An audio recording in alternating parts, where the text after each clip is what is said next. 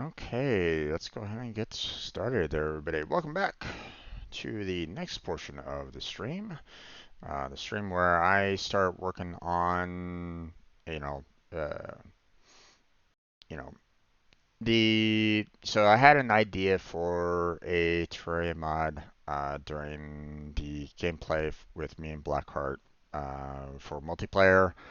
Saw that there really wasn't any kind of mod built for it, so I figured, hey, I'm currently unemployed right at this moment in time. I'm not really making too much use of the coding skills that I have right at this moment in time, so let's look into how to actually make a Terraria mod. So, now, as a little bit of a backdrop for anybody that's kind of interested in that. So the main idea is to, create, just basically a user interface. Nothing, well, too super fancy, I guess you might say. Like I'm not gonna be like creating any kind of like weapons in Terraria. I'm not gonna be creating like a new NPC or new boss or anything like that. I'm just gonna be creating a user interface. Okay, so a lot of the information here about like angular velocity and stuff like that, not really that big of a deal. I'm not going to be worrying too much about that. Not really interested in that. So, um, but there's still some parts of the idea that I'm still going to need to kind of um, figure out and work on and see what I can do on building. So, um, figure might as well, try to learn as much as I can, while I have the possibility of, working on it in my own free time. Um, Now, obviously, I don't necessarily have a background in C sharp, so, there's some parts of C sharp that I'm not like fully knowledgeable about. So, um, I do have a little bit of a C background from college, but that's about it, right? Um, so, um, but last time we kind of stopped off at the intermediate netcode. Again, um, I don't know if there's really a need for me to do um, like sharing of information between different players if I was to do like a multiplayer session. Or if someone brought in the mod and said, "Hey, this is for multiplayer." Um, I don't know if if this particular mod will be able to kind of work with that or not, or be able to be passed between the multiplayers, right? Um, basically the idea, is kind of like a tech tree, being able to kind of show what people have discovered. Um, and um, then, you know, it could be an individual based, where it's only that one particular individual has found everything on the tech tree, and the one person might not have anything found out. Who knows? It could be, or the information can be passed between the two. Again, don't really know, and I'm not. Uh, but right now, I feel like it would be easier if it was just based off of the one character, like not passing the information between the characters. Would be easier to handle than it would trying to be able to like pass information back and forth between multiple characters, right? Or multiple players on a multiplayer server. Um, and obviously, the more characters you have on a multiplayer server, then that requires a lot of transferring of said information to all the players on said server. So, um, So netcode might be kind of problematic if I'm not careful with that, right? So, um, so that's something that we'll have to consider later on.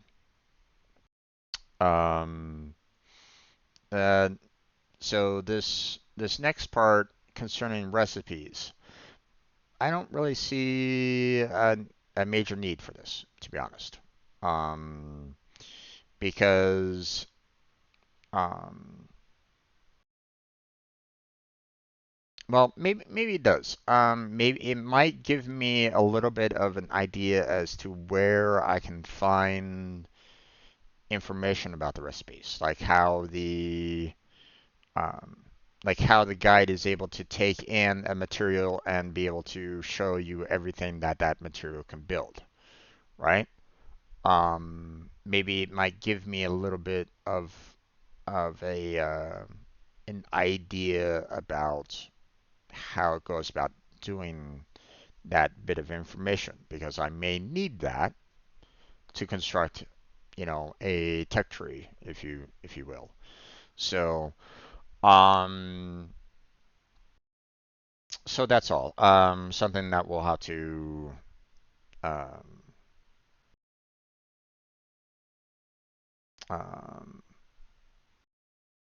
that we may have to figure out maybe, but you know, at the same time, it's like um,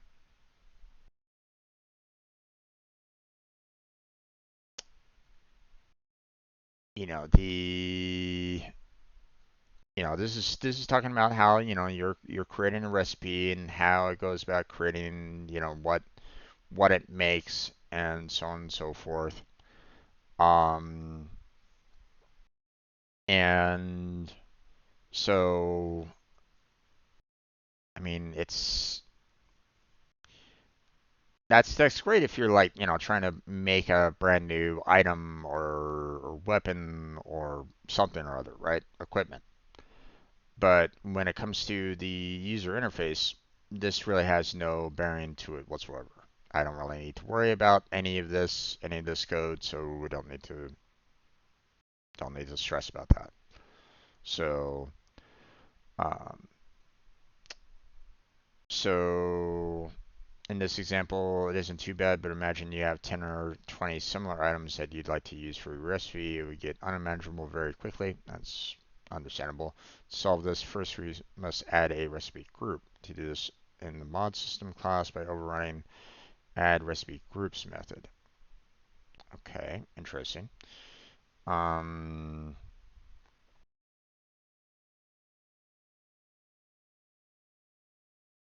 so we have the potential for full-on groups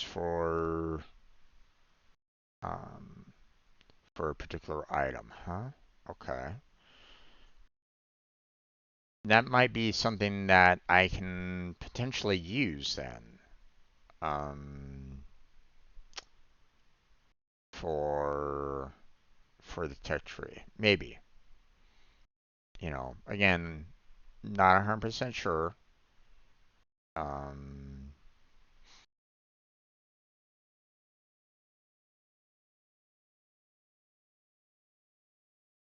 okay, so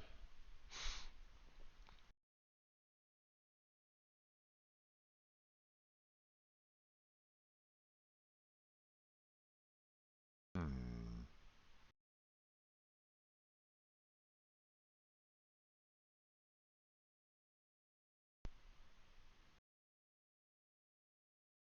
okay. Um, so it's obviously we have um, adding to recipe groups and stuff like that, but I'd like to see is there a way to pull from said recipe groups or whatnot? Hmm.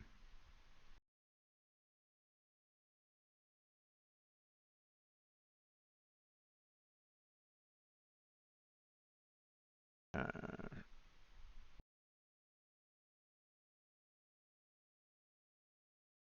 This can also be used for cross-mod compatibility. Okay. Um,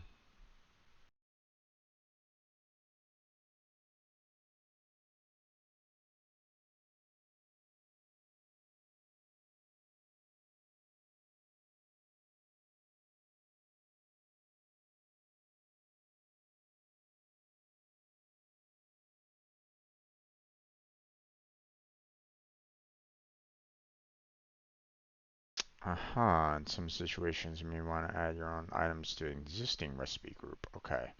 So we may need to look into the recipe groups and see if there's something that um, might be handy there. Like the guide himself might be kind of looking at, groups themselves um, to try to figure out. So,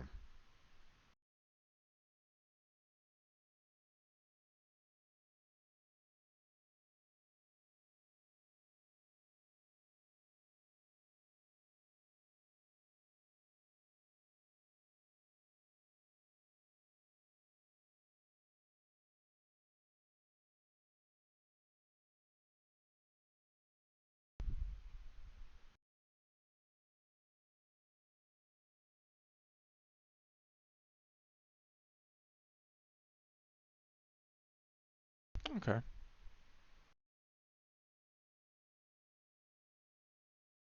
I mean, there's nothing, you know, there's nothing inherently wrong for people to get like close to others per se. Um, because obviously you still want to have that, you know, they're still human, or well, not technically in some cases. Um, but you know, some might want to have like um, more of a connection than others, right? You know, connecting with other people, but yeah. Let's see. Um,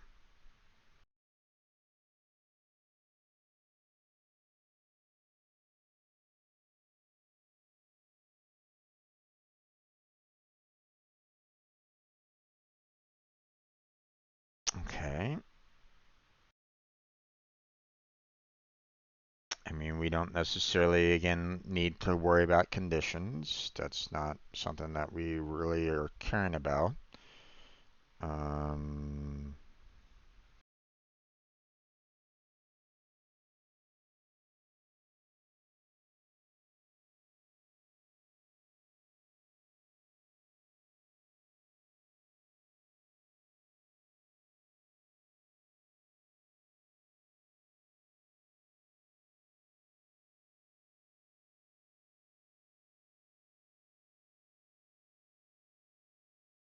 okay.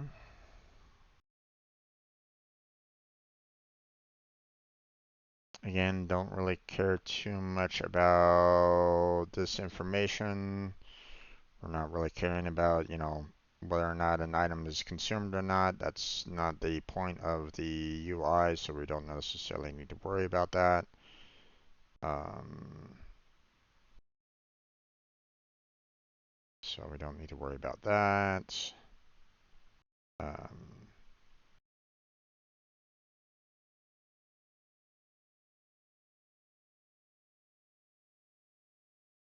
we don't need to worry about the ordering.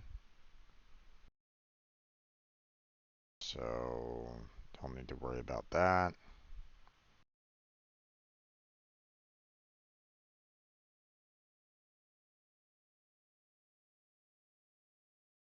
Don't need to worry about, editing recipes or anything like that. We don't need to worry about that. Don't need to worry about cross-mod recipes. Common errors.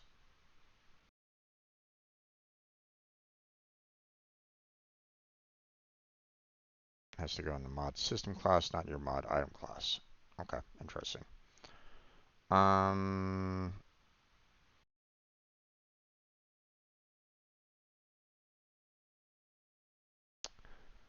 Which makes me kind of curious as to um,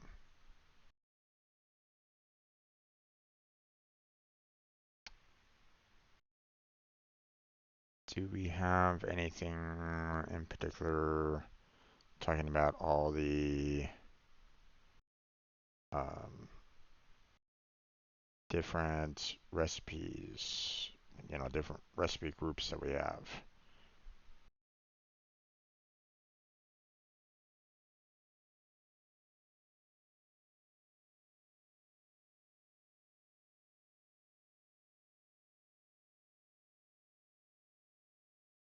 No, I'm not really seeing anything. Hmm.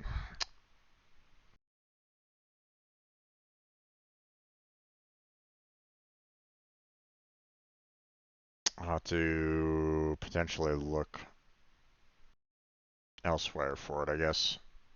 Um,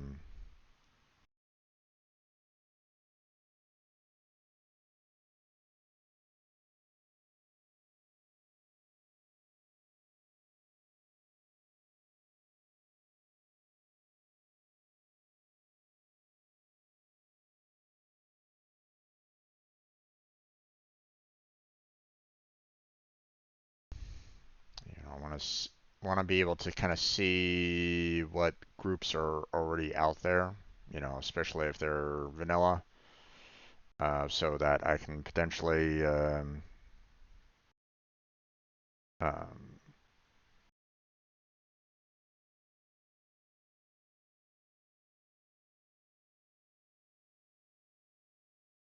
so that I can potentially like deal with them or, um, look at them, for the user interface. So we'll have to see. Um,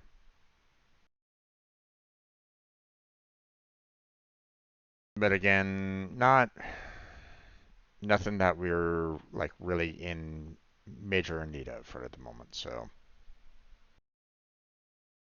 all right. Saving and loading guide. Obviously, that's probably going to be something that we're going to need to really worry about. So, um, what is tag compound? It's a data format for custom data saved using tModLoader. We use tag compound in mod system, mod item, mod player, mod NPC, global item, global NPC, and mod title entity. If you're familiar with these concepts, thinking of tag compound as a nestable dictionary or JSON comes pretty close. Like a dictionary, we provide string keys and values of any supported type. Please use NBT Explorer to visualize tag components by opening TWLD or TPLR files with it. It can be very helpful to view the data in this manner to verify that data is being saved in a manner that makes sense. Key ideas. Below are some things to keep in mind as you use tag compound. We use tag compound in mod system, mod items, mod player, mod NPC, global item, global NPC, and mod tile entity. You can save data in the save data method and load data in the load data method, except in mod system where we save in save world data and load in load world data instead. Do not store tag compound in fields. They are not intended to exist beyond the loading and saving processes. Okay.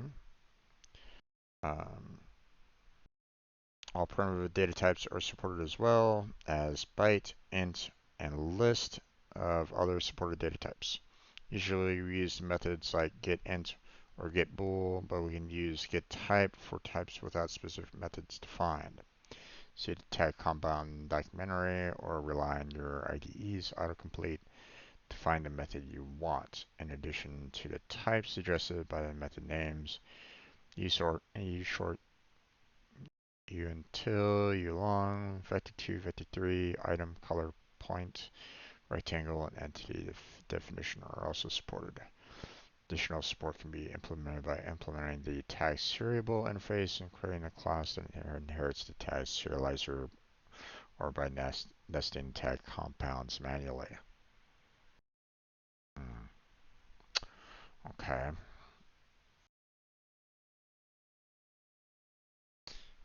Let's see. Using tag compound that helps modders update mods smoothly. For example, if version 1.0 of a mod saves only A, but version 2.0 saves both A and B, the modder doesn't need to make extra checks validating the value or presence of B in most situations.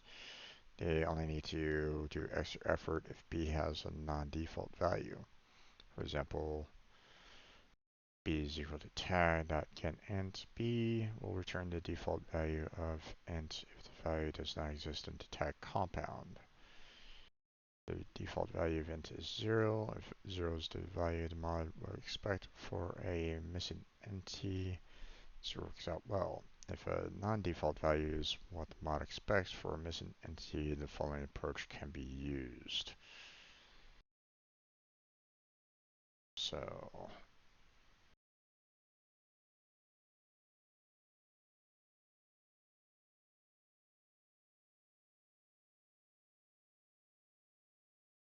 okay, initialize, you have the quest left is equal to 10, and then when you load in the tag compound of tag, you look for if there's a quest left within said tag, and then you get the int of the quest left and you put it into the quest left. So it could be 10, but it might be less, you know.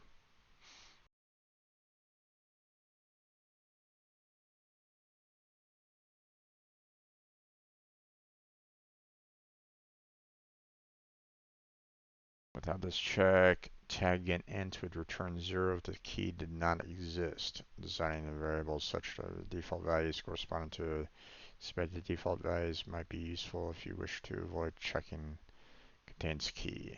This example used an initialize method in mod player shown to show this concept, but other classes have some methods that are suitable for initializing data. For mod item, for example, initial values is set to set defaults. We don't necessarily need to worry too much about the set defaults per se.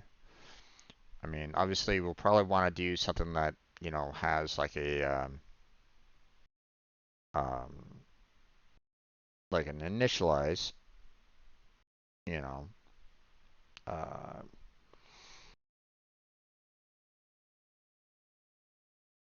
um, in a sense where, um,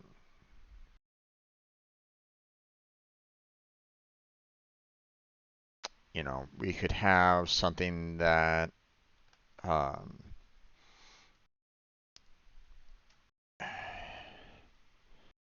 well, think of it this way, that,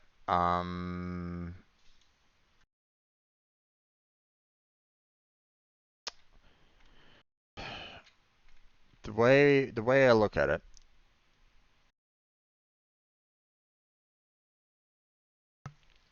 we could potentially have a um, we could potentially have a um, a system where we look at one value and it could have multiple items it could potentially create, or it might have like multiple items that can potentially create itself. Um, Probably not that many, really. Um, but or at least not as many as what you know Well, here, let me kind of demonstrate it, right? So here, let me bring up the Terraria mod here. Um, uh-oh, where's my cursor? Oh shit.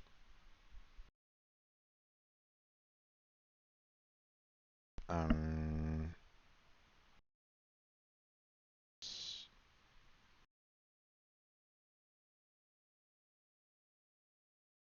why is my controllers somehow being active right at this moment in time, and it really shouldn't be.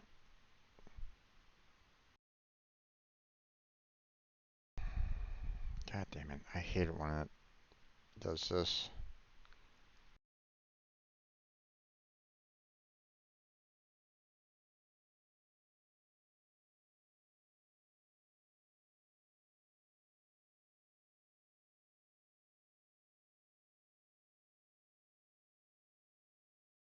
Okay, there it goes.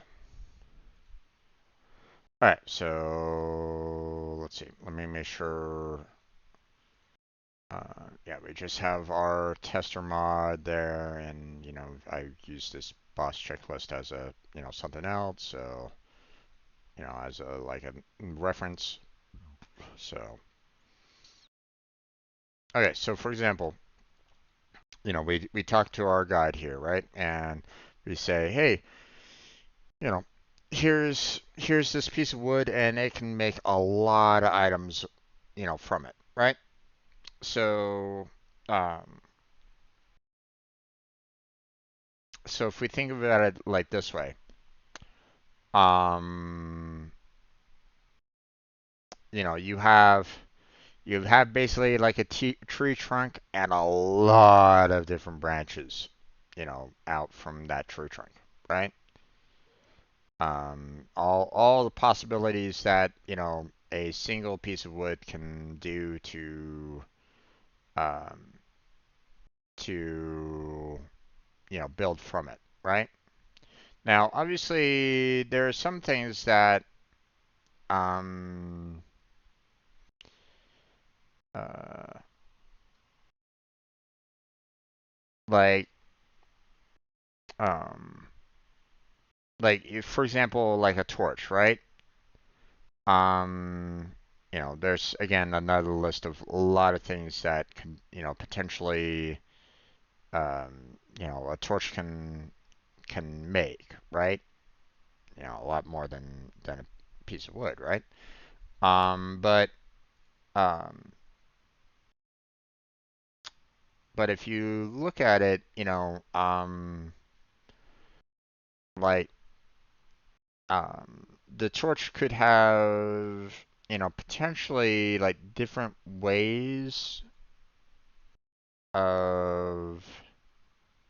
Well, I mean, we're only seeing, this one torch being, you know, considered for this kind of combination, right? Um, but here's the thing.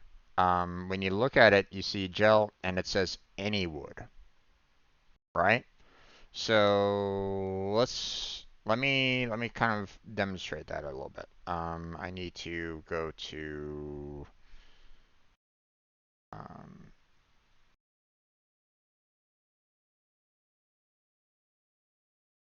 like let's go over to the desert over here and get ourselves um, some potential wood here. Did I ever find myself some boots anywhere? I forget. Don't really see anything in there. Don't really see anything in there. Guess not. Okay. Um,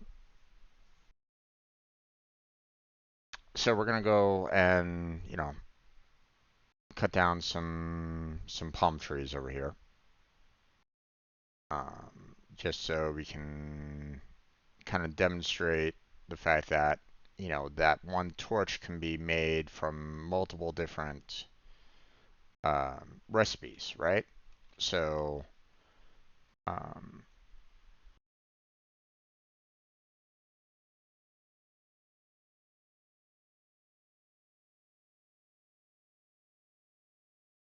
so now we have palm wood versus the regular wood, right? So now we come right back here, and we can see that you have our regular torch there, and if I put in the palm wood, once again that torch is still there, right? So if I put in a torch, say um for the um um what I would like to see, for the torch being considered on the tech tree in this particular case, is the fact that um not only would it have like a lot of things that it can potentially build, right? As we can see here, a torch can make a lot of different things if we really wanted it to. But we can see that, a lot, potentially quite a few things could be used to make a torch. You know, obviously, the gel itself is really the only thing that you can use to make the torch. It's because if you use if you put like the regular wood down, you can see like the paint torch here, you know, it changes the gel out, right? So you're not going to be getting the same kind of torch no matter what kind of gel you use, right? The torch changes based off of, the different gels you gather and use, right? Now, I don't really see anything in terms of like green gels or anything like that. So one would think that, you know, um, you have, gels that are both, blue and green out there potentially, right? So they're probably both lead to the standard torch, um, but I mean that might be something else that might be needing to register on the tech tree, right? So yeah. So there's the whole, you have a lot of potentials on the right hand side and a lot of potentials on the left hand side. So for things on the tech tree that it can kind of expand onto. Um, so what information are we going to be kind of placing? So um, I need to take care of some laundry now that I think about it. So I shall return in just a minute there, folks. Be right back. Don't go anywhere. I shall return in a minute or two. So.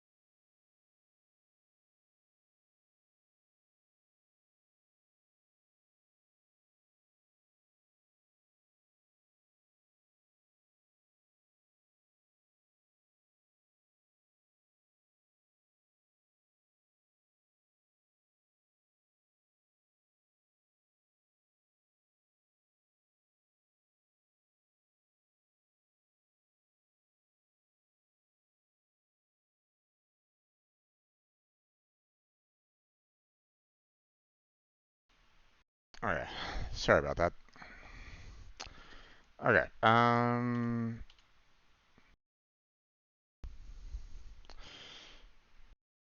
so let's get back into this, shall we? Um,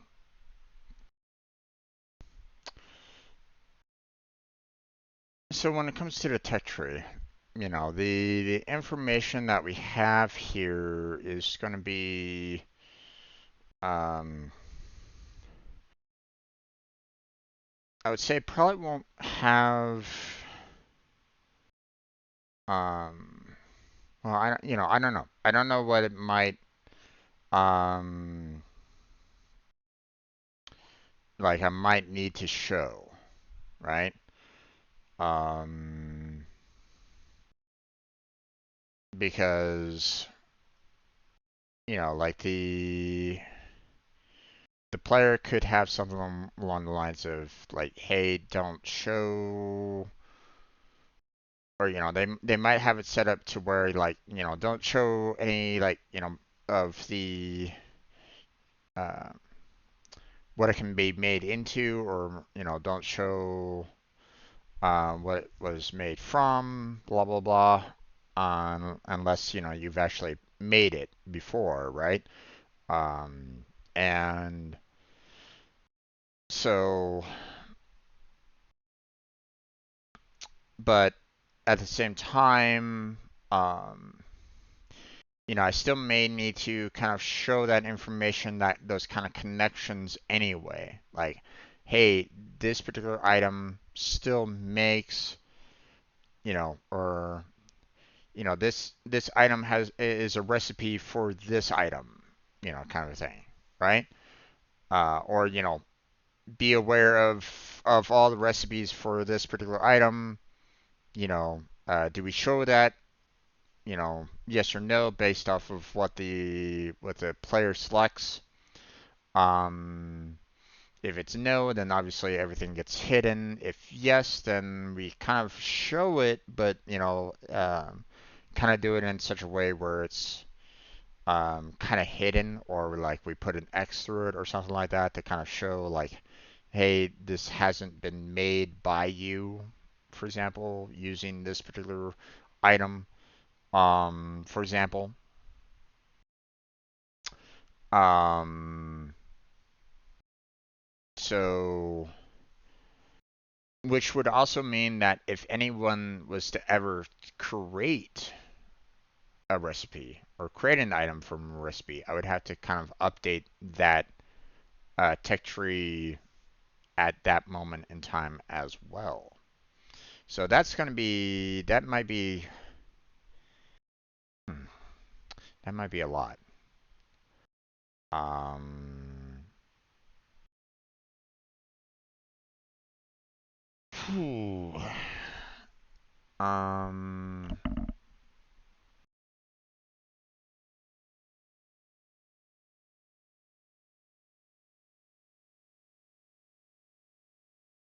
because um, you would have to, like, okay, for example,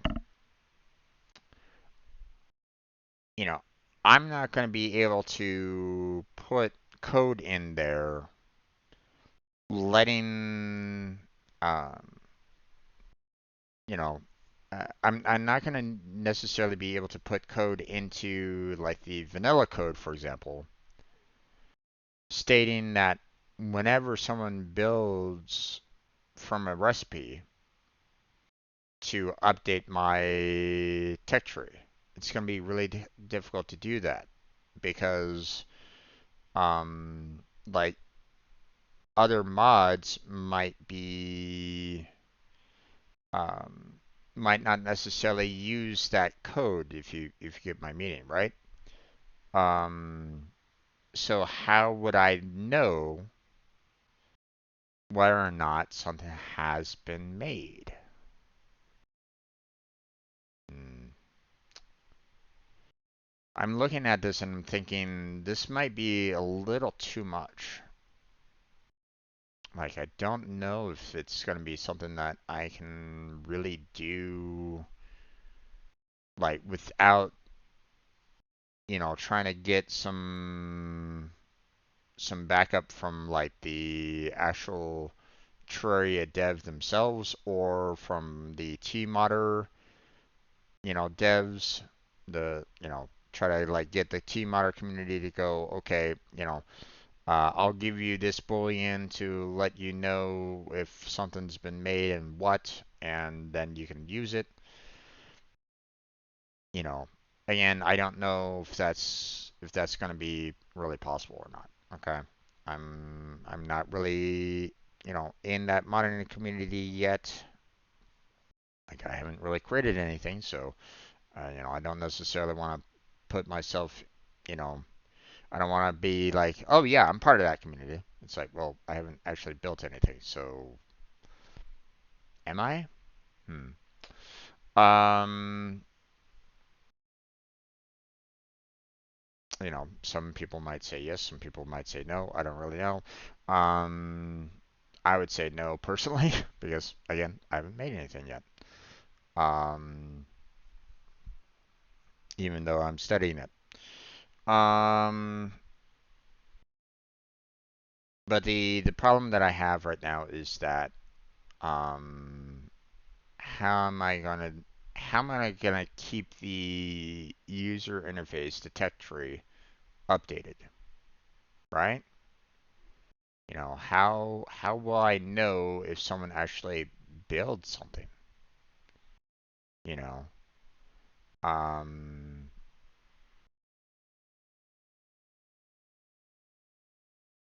so it's gonna be a little interesting as to how I can keep the tech tree updated, how I can save the information, how I can transfer the information. I mean, there's going to be a lot here from what I can kind of see. So, um, and I'm still not quite sure how the guide knows what all what one particular item can make. You know, how's the guide able to show everything that one item can potentially, be used to make it, like that torch, for example. It had a wide list of items that can be used as a recipe to make a lot of other items from, right? So how am I supposed to know about that information? Where's the guy getting that information from? You know, that would be like one of the key bits of information that I'm going to need to get a hold of, you know, sometime in the future. So, but for right now, we're gonna hold off on that. Obviously, there's still much for us to still learn. So, um, updates date type. Um, if a version update is saved, value changes type, such as from float to int, extra care must be taken to not run into exceptions. Updates the date type details. Okay. Um,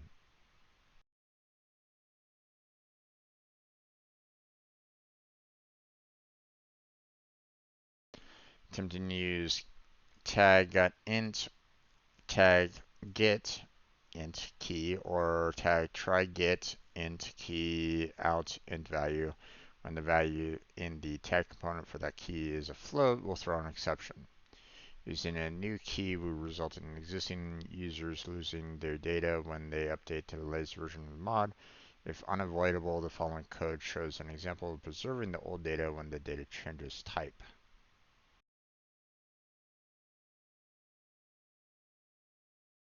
hmm Um,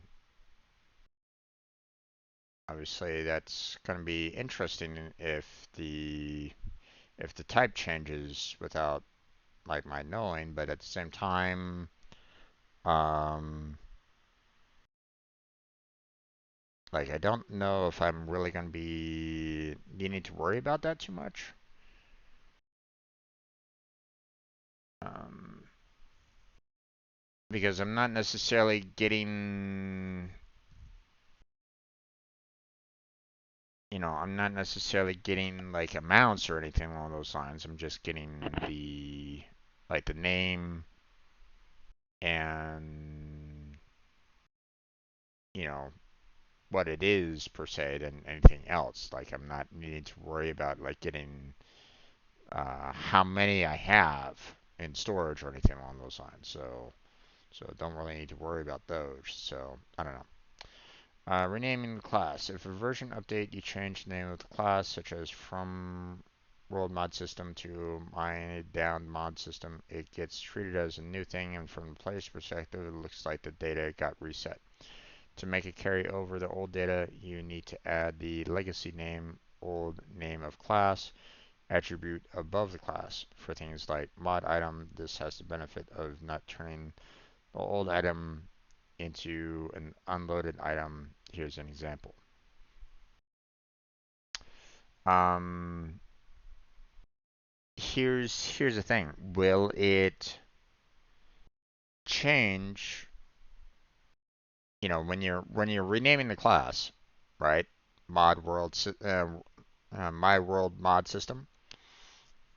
Will it change the old class or the old data to the new class name after the fact, and therefore you will never need to worry about legacy name after that fact. Like, like for example, you do one version, with the old, my world mod system, right?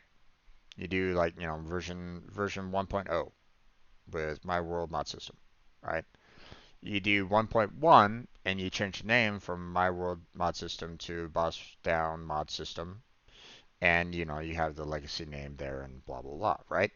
So if you change from 1.0 to 1.1, now it's changing the my world mod system to boss down mod system. So if you do a 1.2, will you still need the legacy name? Because if they've changed from 1.1.0 to 1.1 to 1.2, would it not have changed those, the old classes to the new class names, or will it still remain my world mod system? I'm not sure. Um, they don't really state that. So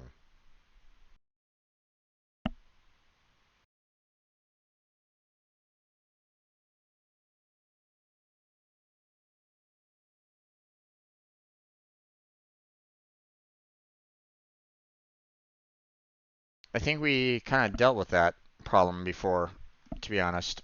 Um, in Calamity, there was one particular item that was the unloaded item for a while.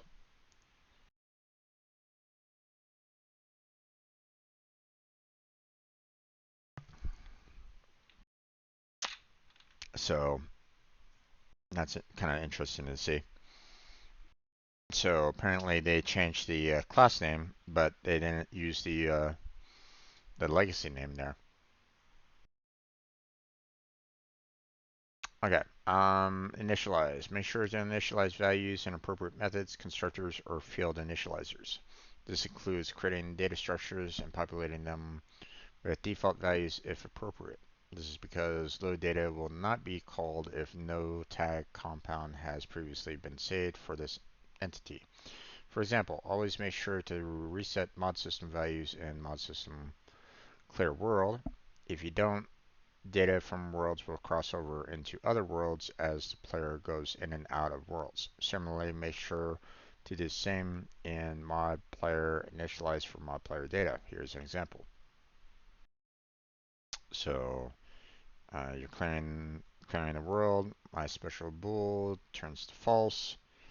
You're loading the data from the tag compound, getting the my special bool from that, and then you're saving said information back into my special bool afterwards.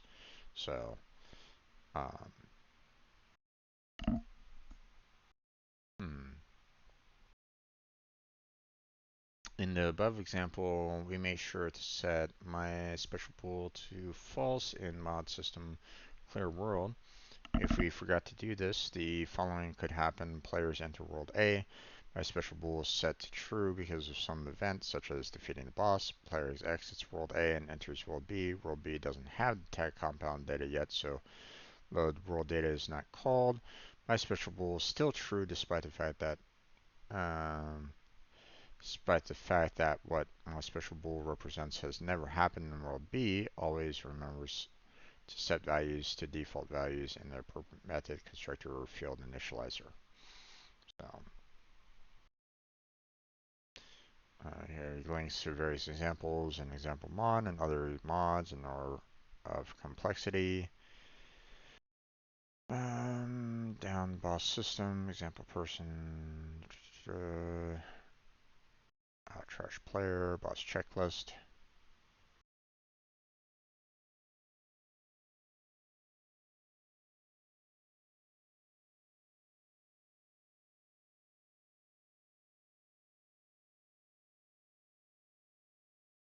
File not found. Oh, wonderful.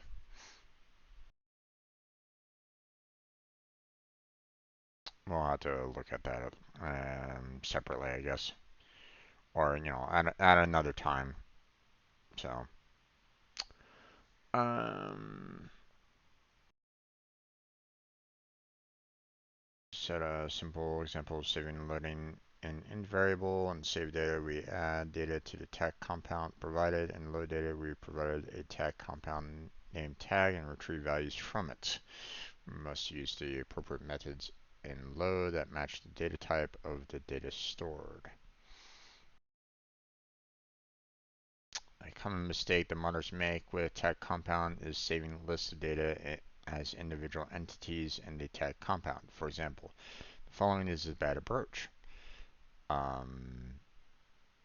So we go different stats and add the stats into the tag for stats, one after another, with various numbers on there, that will create, stat 0, stat 1, stat 2, blah, blah, blah. Saving individual entities like this is not how we should be using tag compound. Here's what this approach looks like in MBT Explorer.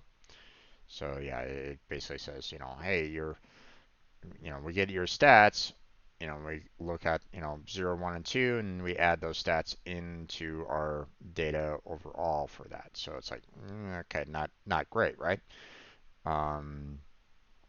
Tag compound supports lists of compatible data types. Here's a proper approach. So we, add the stats, into the overall tag, and then, we pull the stats from the list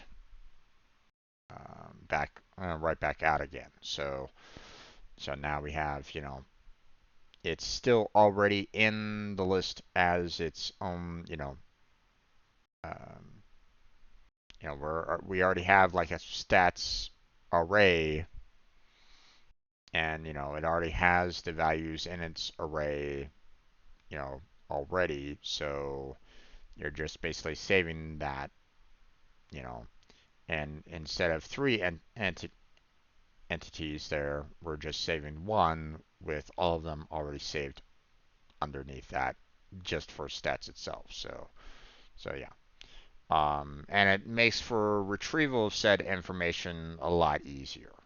Instead of having to, try to, you know, go back through another for loop to try to pull all the, individuals right back out again. and try to place them in the appropriate array slot afterwards, we're just basically ignoring that altogether. We're basically saying we don't need to worry about that. We got, we're just basically saving that array, by itself, or as its own information, So we don't necessarily need to worry about um, saving it individually, right? So if an entry is missing, an empty list rather than null will be returned from get list or get list, get, list. So dictionary example. Saving and loading a dictionary can be done, but take a little effort. One approach is to save the keys and values as lists and then reconstruct the dictionary by using the zip method. This code can be found in test TE scoreboard and example mod. TE scoreboard hasn't been updated to 1.4.4 yet. The latest example is 1.3 code. So you're using dictionary for a string of scores. You have the string, you have your integer. You're saving the information as score names and score values. And then you're then loading the data, with names and values, and then trying to put that back into a scores list again, which, obviously could potentially be a little difficult or a little rough if you're not careful with that, because obviously if you somehow, if you screw it up where you're um, like you're looking through like test scores, right? And suddenly you do like a one-off in some bad fashion or whatnot, where now you're going, hey, I'm going to take all these names and all their respective values, but this time we're instead of looking at the first name, we're going to be looking at the second name, and then you have like a mismatch of names and values, and then it like switches right, goes to the last value, but the first name, for example, that kind of thing. You could have that potential problem right there. Um, so yeah, I can definitely see where that could potentially be a little problematic if you're not careful. So if you're specifically saving the dictionary type keyed by string, there's another approach using a dictionary keyed by string is very typical, so this approach is useful to learn. This approach capitalizes on the fact that tag compound acts like a dictionary keyed by string internally in the first place, so we can save the keys and values directly to the tag compound rather than reconstruct the dictionary later from two separate lists. So, um, save data, um, for you have scores alternate tag compound for each score alternate. We have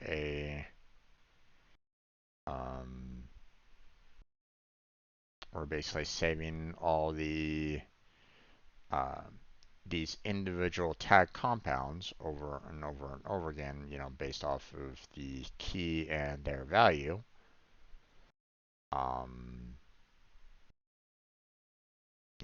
into one full tag compound, and then we save, that particular tag compound in for scores alternate, as a name. And then we come right back out, and then we use our, um, we build our array again, or we build our dictionary again, using the key and then the respective value, you know, as we, pull the information from the load data. So both options work, but the resulting data is stored differently. It may be useful to use the alternate approach of indexing by string so that it's easier for a user to modify their save in case anything goes wrong. It is also easier to read and debug issues if stored directly like this.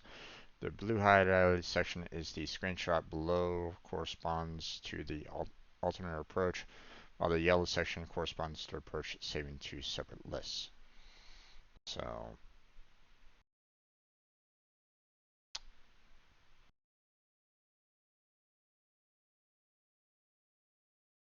hmm.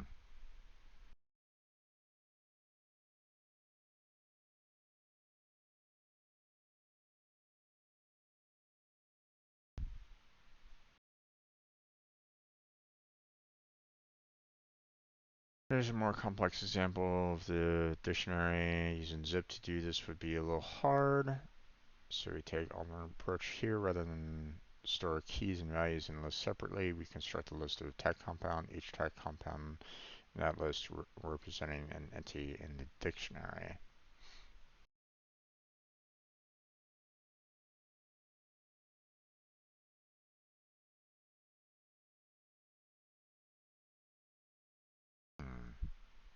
This example, don't really have one. Common task for modders is saving an item. Don't attempt to hack out your own approach by saving the item ID or name of the item and attempting to restore it during load. Item class is natively supported by tag compound. Unloaded items will persist through mods unloading and loading as expected. Custom tag compound example. Don't really have that. Tag serializer and tag serializable examples. Creating a class that inherits from tag serializer or class that implements the tag serializable interface is another approach to simplifying saving and loading custom data to tag compound. We create a tag serializer for classes that are not part of our mod. Implementing tag serializable is preferable for classes defined in our mod.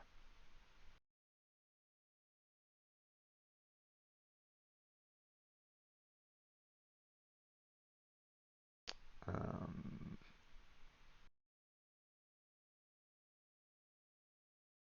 okay.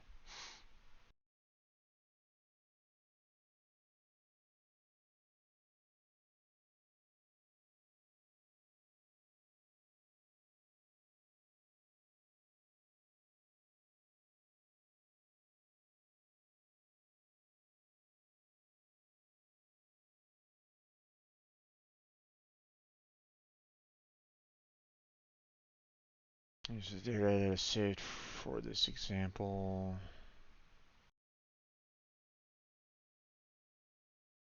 Global item optimization, saving data in global item will quickly explode the file size of player and world size. Make sure that to only assign values to the tag compound if there is non-default data to save. For example, if you're tracking how many times an item has been reforged, the reforged count for that item is 0, don't save the value at all. Alright. Makes sense. Um, the name of operator can supply some things, but be careful. Name of documentation, name of operator can help avoid spelling mistakes between load data and save data, between load world data and save world data. If in the mod system class, be careful, however, of refactor renaming variables in your mod. F2 command in Visual Studio. If you rename a mod player variable that is saved using the name of, for example, your mod will lose data when your users update mod. See below, for example. Notice how we don't need to write corrupt spread disabled to specify the key, risking a spelling error that would be hard to catch.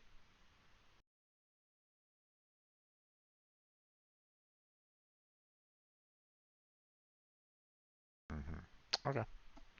Um,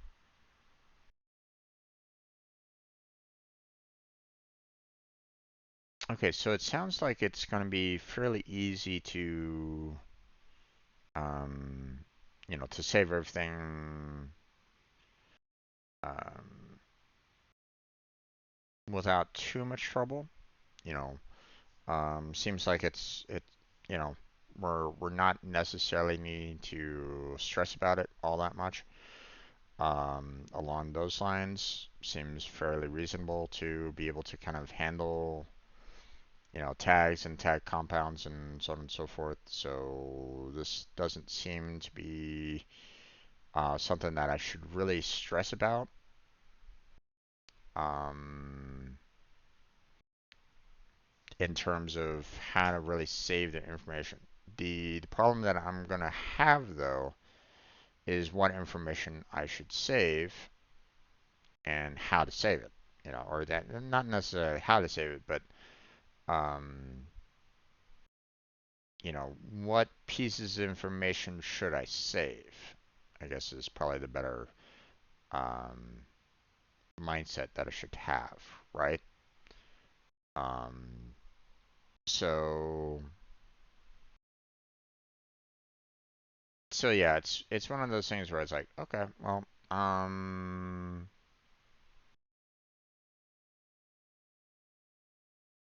something that I'll have to um, consider about, when we get into the creation of the, user interface.